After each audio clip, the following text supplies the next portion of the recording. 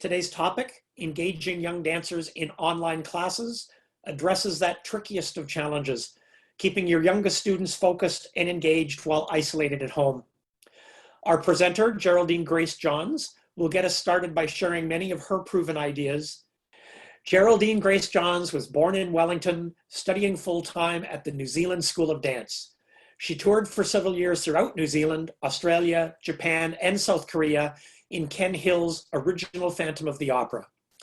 Later, Geraldine studied at the Royal Academy of Dance while teaching in the Greater London area, before moving to Japan to teach for the Kudo School of Ballet in Yokohama. After completing studies with Paula Hunt, Geraldine ran her own RAD school in Auckland before moving to New York to attend the prestigious Neighborhood Playhouse School of Theater, where she became a member of the off-Broadway Godlight Theater Company. In 2016, Geraldine opened the first RAD school in Manhattan and has been an invited guest coach for the Dance Challenge in the United States and in Canada. Please join me in welcoming Geraldine Grace Johns. Thank you. Thank you so much for having me today.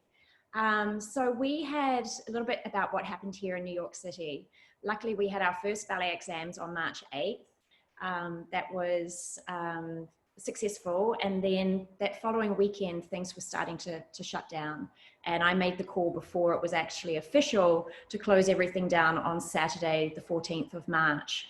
I sent out a message to all of my parents, and someone had suggested to me Zoom.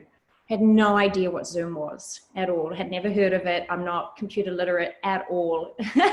There's always a few typing errors, whatever. But so I looked into it and I did some research, and I was fortunate enough that my students had paid in advance for the semester. And I did not want to drop the ball at all. And going forward, I wanted to be able to offer them classes no matter what. So I did some research and we did our first Zoom meeting that next week for classes.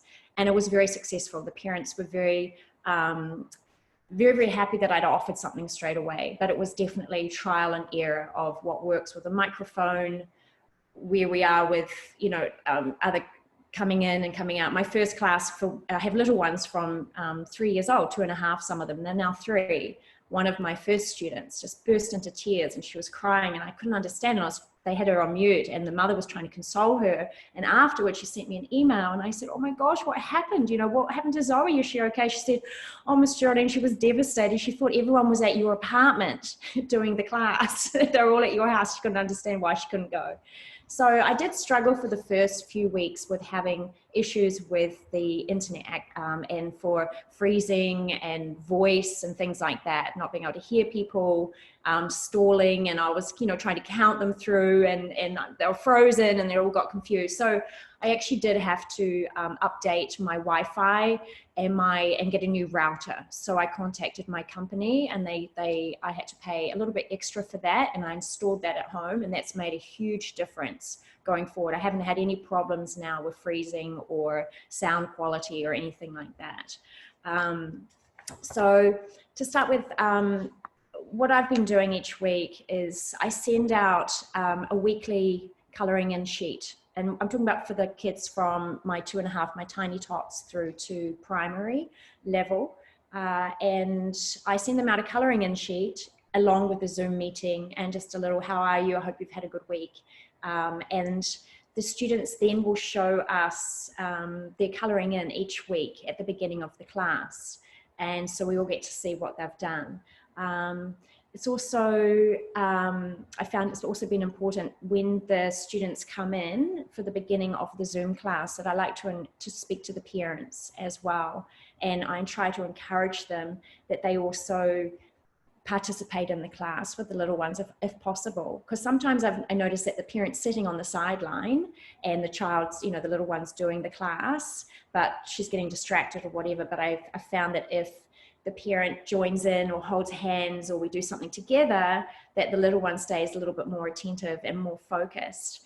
And it's a really good way to have the parents be there to encourage the students each week for that. Also, I offered the classes to the siblings and anyone else that's in the household, that if some of my students have got brothers, and they've been joining in, or you see them zip past the screen and they're sort of skipping around the house and they're trying not to be seen, but they're really enjoying the class. So I've also invited anyone that's in the at home with them to join in the class. Big sisters, older brothers, a caregiver, they can join in as well. And it's been really wonderful actually to see. Most of my classes also have a big day on a Saturday, and that's a day when the parents are available, and I've had whole families join into the class, the mum, the dad, the little girl, like, you know, the youngest, the middle kid, and they're all doing it together. And that's been, I think, quite wonderful to try and get everybody involved and encouraged in doing the class. And it's helped with the attention span. And what I noticed is before this had happened for my classes, I don't have the parents watching in the classroom because I found it very distracting, and it can be very disruptive, especially if there's other siblings. So what I did is I set up a Nest camera. And so I would offer, all of the parents had the live link to the Nest camera in the classroom, so they could watch the class with full transparency, but there was no distraction of the parents, and they were sitting right outside, but they were able to see what was happening as the class was going. But what I did find with that is that, especially with new students that I was getting because I had a new school, is I wasn't having that connection with the parents. I wasn't making that relationship because they were outside. So I felt that through this time as well, with any students that I maybe also being in New York, a lot of caregivers would come and drop off the children. And so I never had a relationship with the parents. Throughout this, through the lockdown, I've managed to build relationships with the parents as well. And I try to include them in talking to them when they're signing in and coming in and asking them how they're doing as well. So I found that I had strong connections and relationships with the parents this way.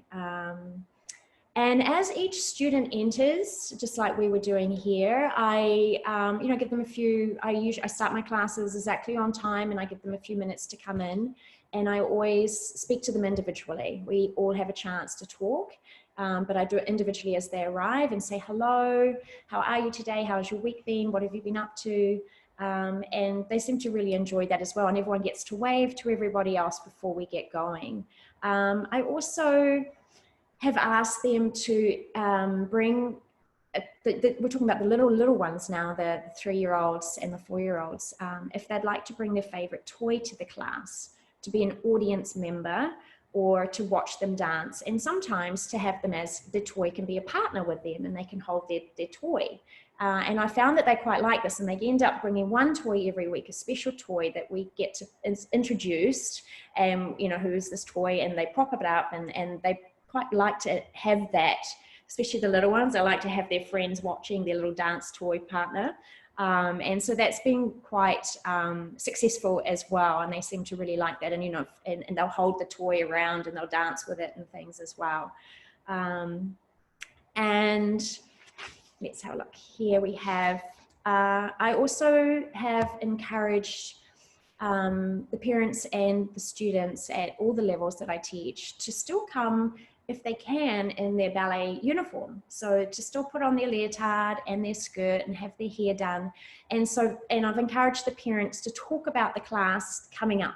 Oh, today's the ballet day. We've got ballet today, to get them excited about it and have it in the beginning. I kept it at the original time slot that we had to keep a sense of normalcy throughout, that they knew that this was ballet day, this was the ballet time. And so the students have all turned up in their ballet uniform and have their hair done and their pink tights and their ballet shoes, even at the tiniest level. And I think that really helps as well. I notice I have a couple of students that just come on a Saturday morning and they're still in their pajamas, and they're a little bit, they're a little bit more distracted. They're not as focused as if we're in the studio. So I feel that putting together that package of, I'm going to ballet today, and to focus, that helps to focus them.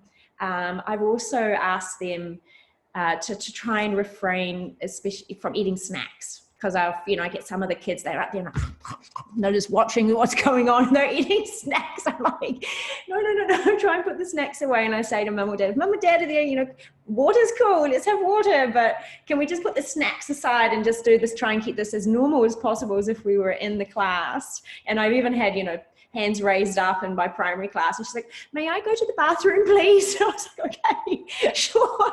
Okay, cool. You know, anyone else? Okay, go. Which I thought which means that they're engaged as if they're in the studios, they're in their home. They don't usually have to ask permission to go to the toilet. You know, so that has been, you know, helpful in just trying to keep the structure for them. I've also found that it was super important for me personally, is to follow our regular class each week. I had, you know, when I'm in the usual studio, we incorporate new steps and new dances and new themes each week and try and, you know, to grow on our classes. But during the lockdown, I found that if I've introduced any new music, particularly, or anything a little bit out of their realm, they lose focus. They don't hear it. They don't know what this next step is, and they lose attention. So I've been quite, I've been consistent in following the regular class and the schedule. And to me, I'm like, oh, you know, it's the same thing over and over, but they seem to really enjoy that. All right, because they know what's coming next. So we follow our different, at the same class, but we use different stories and themes. I find also using the same music, to have the familiar music is very comforting because they know the songs and they know the exercises that we're doing. And they do really enjoy that repetition. Then halfway through our class, and I do this for most of my classes, and also just to let you know, my school's a young school. We opened in 2016 from scratch. And so all base of my students are all under the age of 6. And then I have 2 grade 2-year-olds, and then I have an adult ballet class. So the bulk of my kids are very young.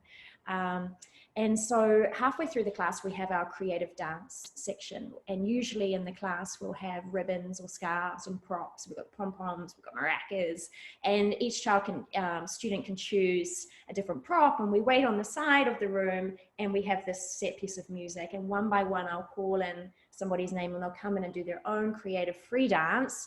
And then I'll call another name, and they'll swap places and they'll dance. And it has this beautiful kind of flow of them having to listen and come in and do that.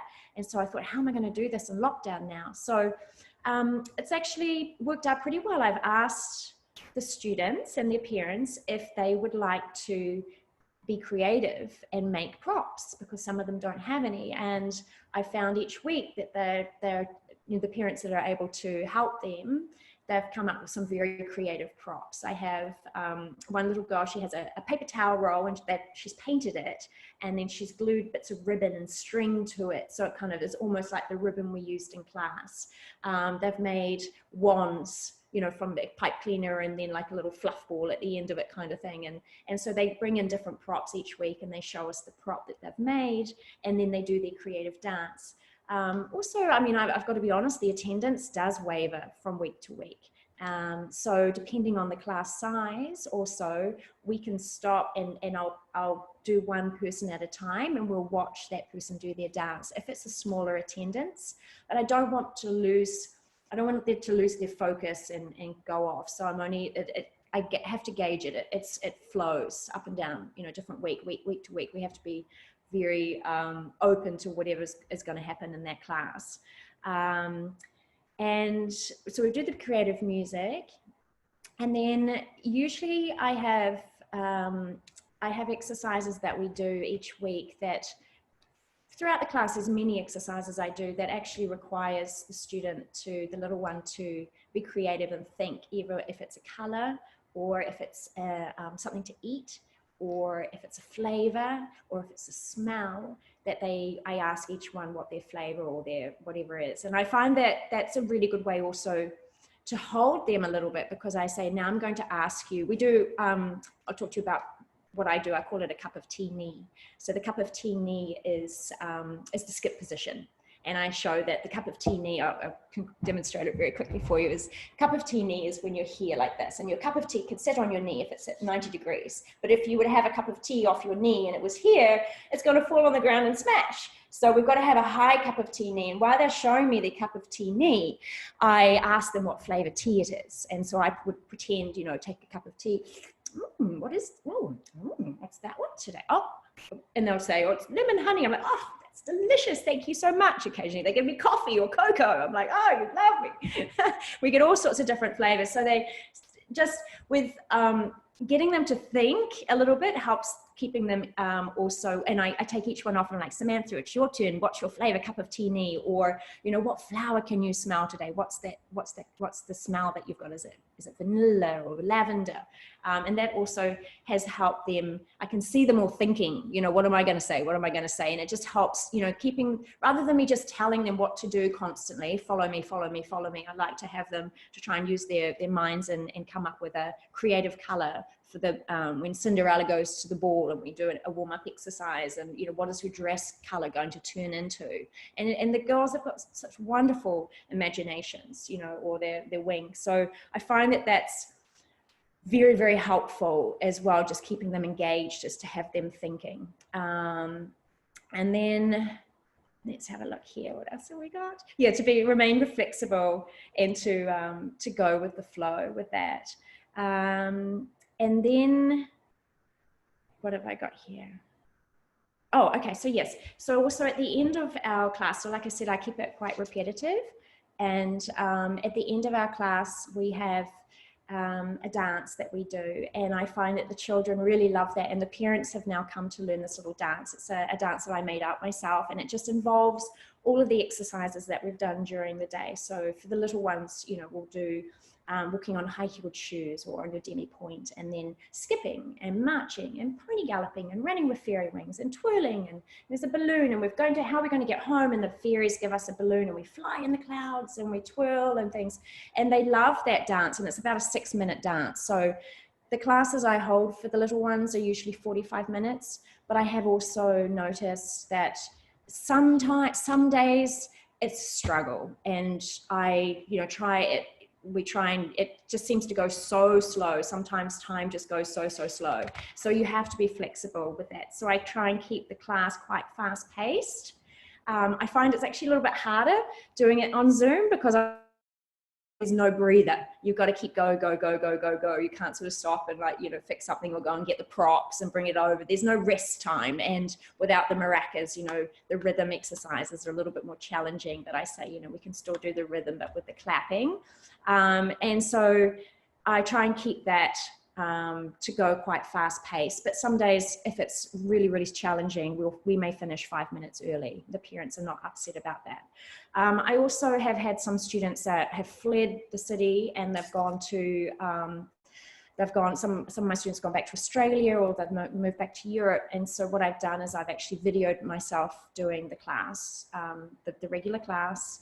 And I've sent all of the parents the class. So if they can't attend a class, the Zoom class, they can watch that throughout the week at some point. But I don't do that every week. I don't video myself and send that every week. I just do it once, and then I'll do it like a month later, or do it like a variation of the class and send that as well. I also, over the spring break, Easter break, it sort of happened quite quickly after the lockdown, I offered classes throughout that week for free, and the parents were very grateful for that. I just said, look, there's no point having a break, no one's going on holiday, we're all stuck at home, let's just continue our classes, and I'm here, I want to see you, I miss you, I love you, so let's do it. And the parents were very thankful and appreciated that a lot.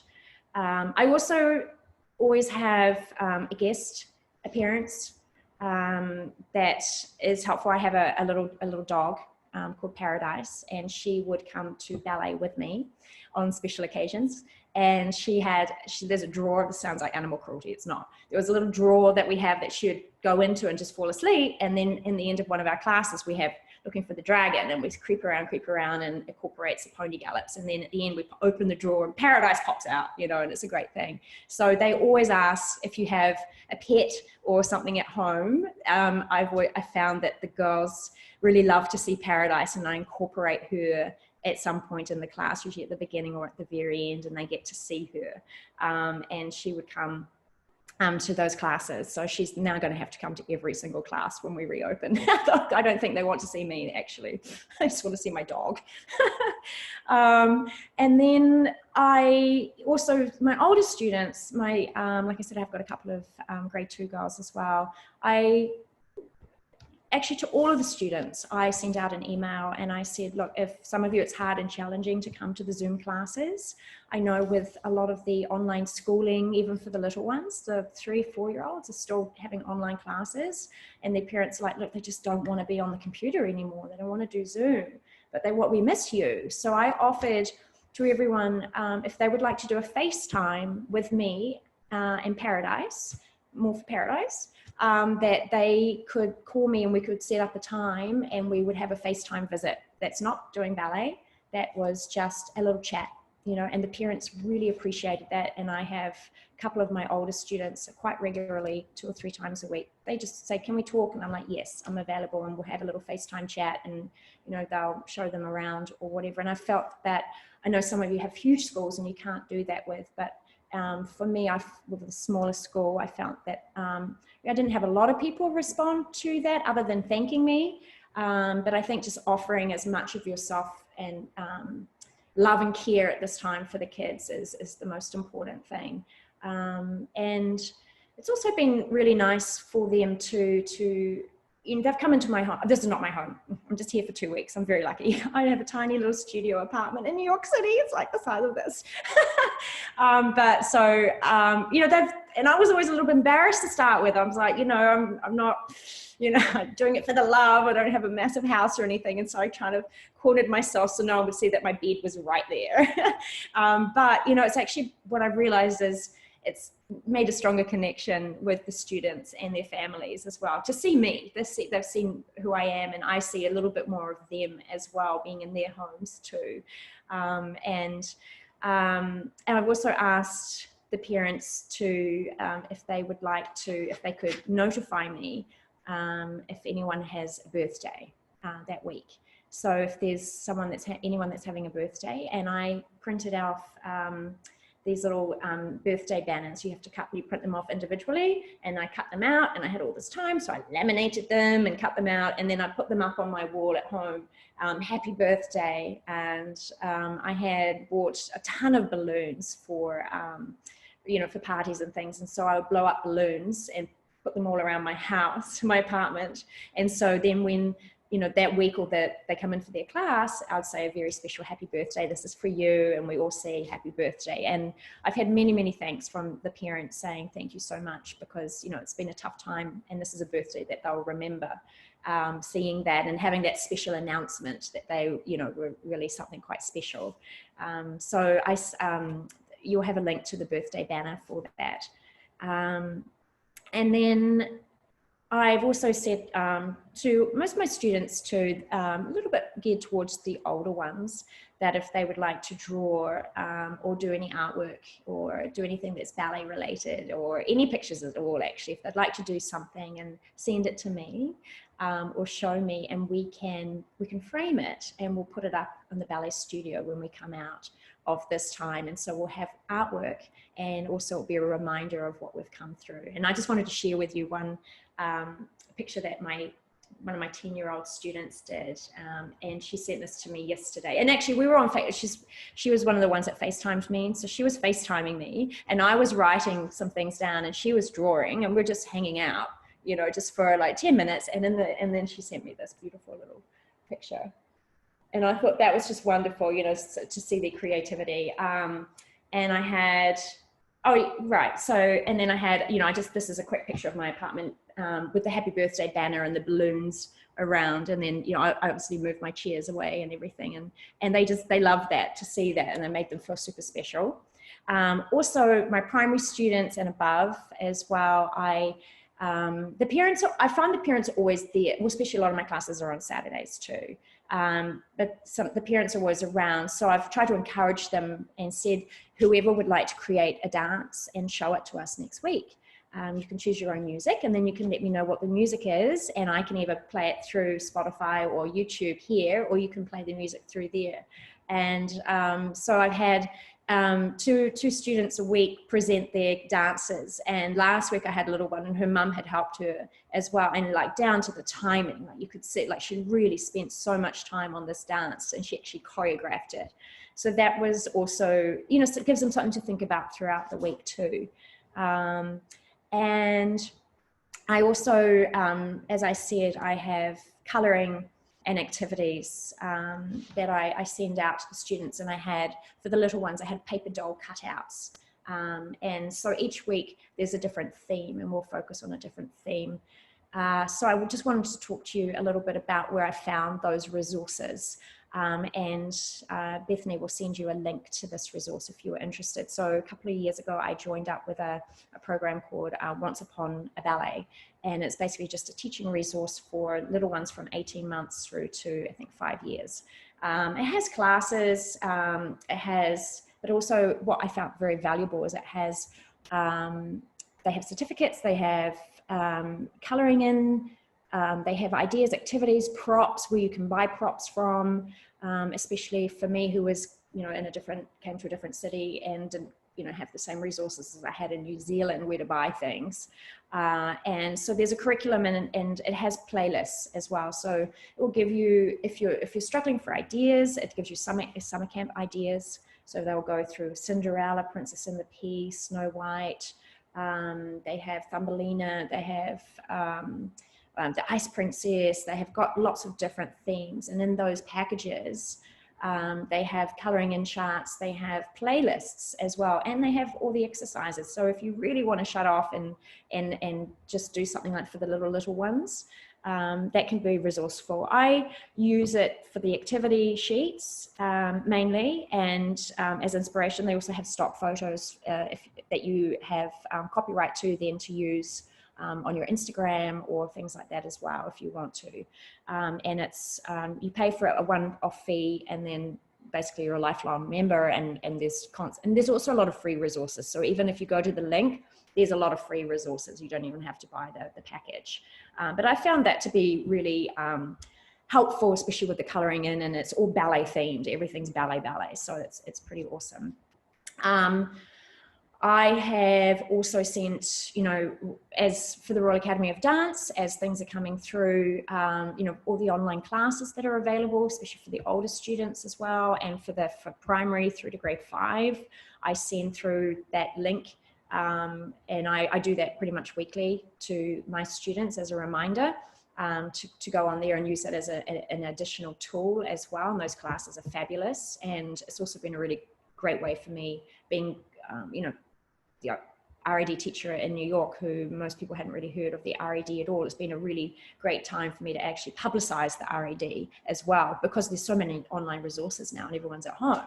So they're like online looking at things and looking at videos and YouTube things. And I've sent them through, videos of my older students, documentaries on YouTube about Margot Fontaine. And, some kids will, or students will be into it and some don't care. It doesn't matter, but it's just this consistent checking in and letting them know that you're present and you're thinking about them and that you're there every week has been really beneficial. And I had, a couple of emails from parents. One of them straight after a class, she said, Geraldine, Miss Geraldine, thank you so much. She said, my daughter is the most engaged in your classes than any of the online Zoom classes. And she said, it's not surprising. She said, but I want you to know, even if we can't be there and we're not present, we still will support you and continue to sign up. And because when we are able to be present, if we're not busy or whatever's happening is happening, we really appreciate the effort and what you're putting into this constantly. And I think that's has been really challenging for a lot of parents as well, to try and keep the kids entertained and to feel that affection and love from the teacher. And for those of you and us that have had schools for years, we, aside from their family, can be the most significant or other family member in their life that's consistent every year, and they may see 1, 2, 3, 4, 5 times a week. So it's important to keep checking in with them for that too. I also, I'm not really sure about what the future looks like for us in New York, especially. I think in other countries, and I know other states, things are reopening. We're still in lockdown here until the end of the month, and I've heard it may be longer, maybe mid-June. We're going to take it slowly, and I know that I'm looking at you know, what is that going to look like going forward into the fall? And so I don't feel like I want to break over the summer. I've decided to, you know, I would have held a summer camp, but I'm going to talk to the parents and see if I can offer those consistent classes going throughout the summer, and whether we do it as a camp, like that, make it look like it's a camp and we do a couple of hours a day, or once a week, or do we keep our regular class time and just do it consistently? I'm just trying to get a little bit of feedback from the parents of what would work for them. A lot of the kids just want to check out at this point too. You know, I know some kids are just exhausted. My two older grade 2s over the Easter period, you know, and I taught them so much already. We just done our exams, on the 8th of March, lockdown on the 14th. And I'm like, we've been working so solidly, you know, it's like, what? I feel like we've covered a lot of material. We've done all the training exercise and they know the work. And I'm like, oh gosh, what are we going to do now? You know? But it's wonderful. I feel like it's been, I don't know, more thorough somehow. Like I feel like I've been teaching more thoroughly, or using my voice to articulate more, because, you know, even though I'm dancing with them, it's also, it's been a whole different experience. But, you know, I've also had to be very flexible over the Easter period. My two older girls got a bunch of Easter eggs, and they were just like, you know, Miss G, can we just chat and eat our Easter eggs? I was like, at the end of class, I was like, sure, why not? You know, I'm like going, oh my God, parents are paying an extra 15 minutes for this, you know? And I was like, no, look, you know, everything's gone out the window at this point. If you just want to hang out and talk and eat your Easter eggs, and we'll talk about ballet stuff, and, you know, that's fine. I went with the flow with that as well.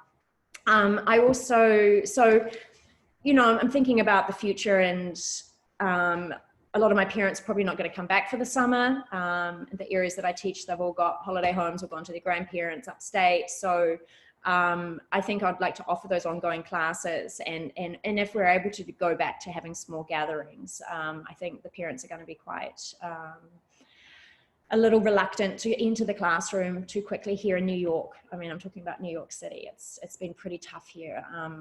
You know, first thought was get on a plane, go back to New Zealand, you know, get me out of here. But this is my home, and these are my kids, and this is where I want to be. So we're going to work with what we've got. So this is a little bit different. But what I was thinking is possibility of, you know, when we do go back to classes, how's that going to look like for us? And I'm thinking, you know, maybe I have 4 in a class, maybe less, and we have the Zoom class still. I'm still recording. So the students can still come and do the class from home and see the class in the studio with the other students. And then maybe it goes on to a rotation basis. Maybe, you know, the next week, another 3-4 students come into the class and the others do the class from home. So we have that, we still get that, that energy exchange in the studio, but also safety from the home. Maybe that's how things will go forward from here. I also updated I have a dance software program, Dance Studio Pro, and I have an inactive list. And so any students that I've had in the past that have moved out of town or moved away or gave up because they were doing soccer lessons or took on swimming full-time or whatever, they go into an inactive list. And so I opened up that list and I sent an email to all of those parents and students and just told them where we were. I was able to give them the good news of our exam results because they came through, which was wonderful news in the height of all this drama. So that was a really proud moment. So I was able to share that in a newsletter and also offer Zoom classes and say, look, you know, I know everyone's at home right now. Some students in the past have had issues traveling from Brooklyn, or they were Upper West Side and they moved and they couldn't make the classes. Now they can. And I've actually had new students through that. So they come in and join in, and I've gained new students through the inactive list. So don't forget about the students that have maybe stopped. What I do at the end of these sessions, Geraldine, is I unmute everybody so that we can show our appreciation and thank you for leading us on this wonderful session. Oh, thank you so much for having me. I hope it was